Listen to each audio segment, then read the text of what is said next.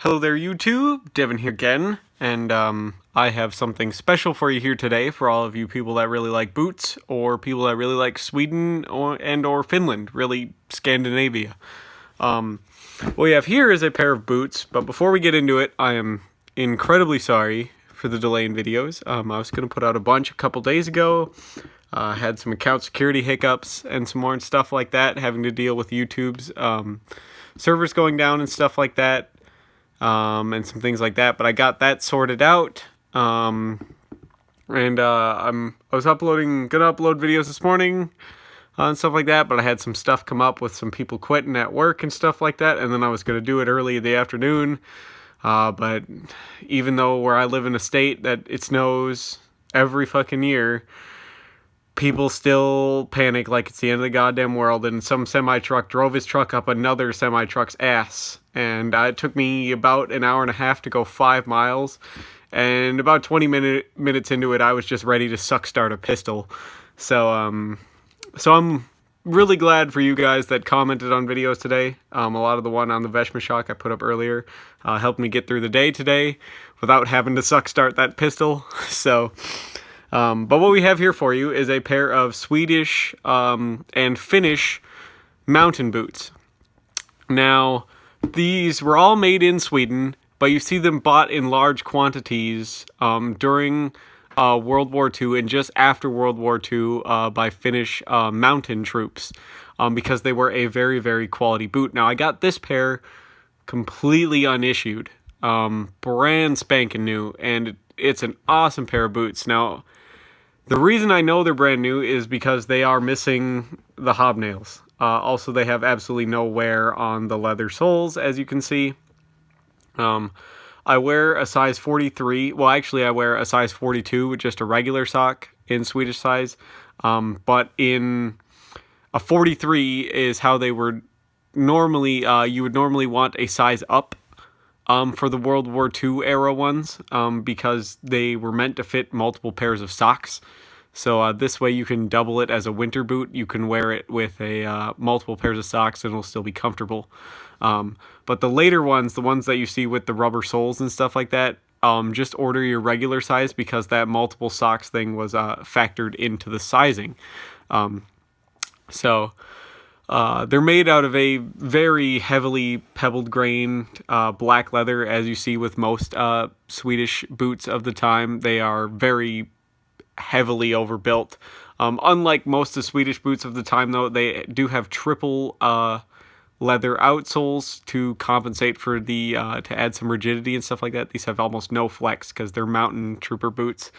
And they're also meant to be used with skis because you see this little cut back here, which is something a lot of Scandinavian countries do with their boots to this day. Is they leave these, they put these cuts in the heels so you can integrate skis into your standard boots instead of having to carry two pairs.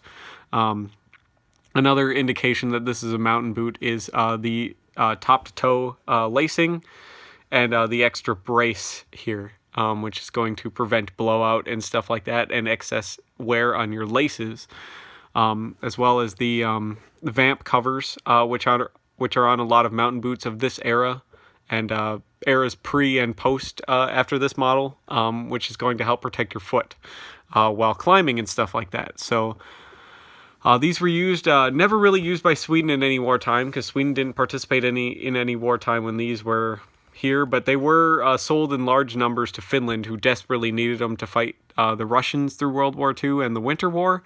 And the Finns were actually very, very happy with these, to the point where their post-war boots were mountain boots were very close copies of this, and a lot of those were actually made in Sweden, contracted to this same company.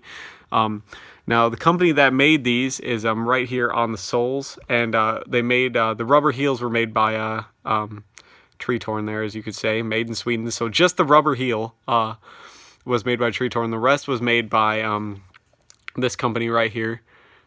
So it's a very, very awesome boot. Came with no laces. Solid brass hardware on all of it. So it has black and brass eyelets on all the stuff. Both of the roller buckles on it here are black and brass as well. You can see where it's kind of worn off there from storage. On the inside, no wear at all. Brand new. You can see the Label clear there down, you probably can't see it, but it says 43 right down there in the center of the sole. Right there, you might be able to see it right at the top of my finger. These are absolutely unissued, and I'm looking for a pair of hobnails for these, mountain hobnails. Well, basically they were standard German mountain trooper hobnails by the end of the war, but early on they would have had slightly different hobnails. So I'm looking for a set of hobnails now so I could hobnail these. I have all the equipment and stuff to do it, and I've hobnailed many pairs of boots before. But I'll cobble it together original, and these will go into a display pretty much with my Finnish kit. And I'm super glad to have these. I really hope you guys like this video. I'm actually super excited. I was actually very concerned because I thought that these might have got lost in the post for a little bit, because they did. And I was in tears over it, basically, because I never thought I'd see another pair of these again, because they're so rare. But here they are, brand new, unissued. I'm going to polish them up real nice, take care of them. The leather is very dry and stiff, so I'm going to hydrate it a bit, give them a nice saddle soap, refurbish the seams here. They are Norwegian welted seams, which is very nice. And one thing that you don't see on a lot of boots is even though these are seamed, you can't see the thread, because when they did it this, well, the leather was very supple, and then they stitched the channel, and then they rolled over it. You see these little ridges around it from the factory still, where it pushed the leather back together, so now you're going to have a very low chance of that thread ever breaking and your sole delaminating, which is just a very thoughtful thing to do, which made these boots last multiple lifetimes. And I'll probably never wear them out. I'll probably wear them reenacting, not actually out in the field. I'm not going to destroy a piece of history like this. But now that I have these, I have a few friends and know a couple people who can probably replicate this if I take it over to them, and they'll make me a pair that I could wear in the field, because I love mountain troops.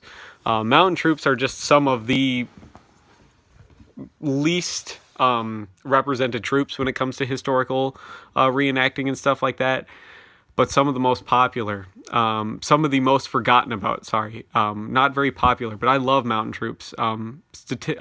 Historically, it's one of the hardest places to fight.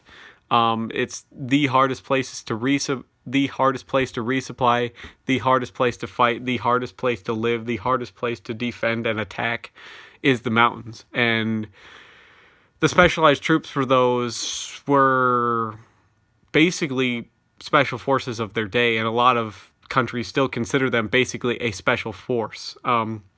Most modern day mountain troops can derive their training from basically one of three countries, and that would be either Switzerland. Austria is a big influence. The Germans didn't actually even have mountain troops until World War I. Their Gebirgsjäger all were trained by the Austrians during World War I. Or you see a lot of the like Nepalese troops for Asia created mountain troops. So a lot of everything is based basically off the Gurkhas, the Swiss, or the Austrians, is basically where people took all the modern concept of mountain trooper and mountain combat from. And I really like mountain troopers because I just genuinely really like the goddamn cold and really shitty weather for some reason. But so the mountains seem to suit me just fine. I was born basically at the base of the Rocky Mountains, which grew up with them in my backyard all the time. So, but you get to deal with cool stuff like that, which is something nice too. You get to represent a bit of history that few people get to see, but played a big instrumental part in a lot of wars and battles throughout time, is the mountain troopers. And I'm super glad to have a Finnish pair now. Swedish pair that was used by Finland. So hopefully you guys like this video. You like this history lesson and everything like that. Super glad to have these. Tell me what you think. If you have any additional information on these are very hard to do research on. I've only seen them in a few pictures, and those pictures are in some pretty expensive books and some other stuff like that. I haven't seen many online. I was trying to do some research before this video online, and it's very hard to find some information on these. So if you have any additional information on these, please leave me a comment. I'd be very happy if I could get some extra information on these, so that when people ask me about them when they're on display, I can give better information and more of a story behind them and stuff like that. So thank you so much for watching. Hopefully you like this video. Hopefully you subscribe if you like this sort of thing. Hopefully YouTube's back up and running. I won't have any more hiccups. And once again, thank you to the people who commented today to help me get through my day. And I'll see y'all in the next video. Bye.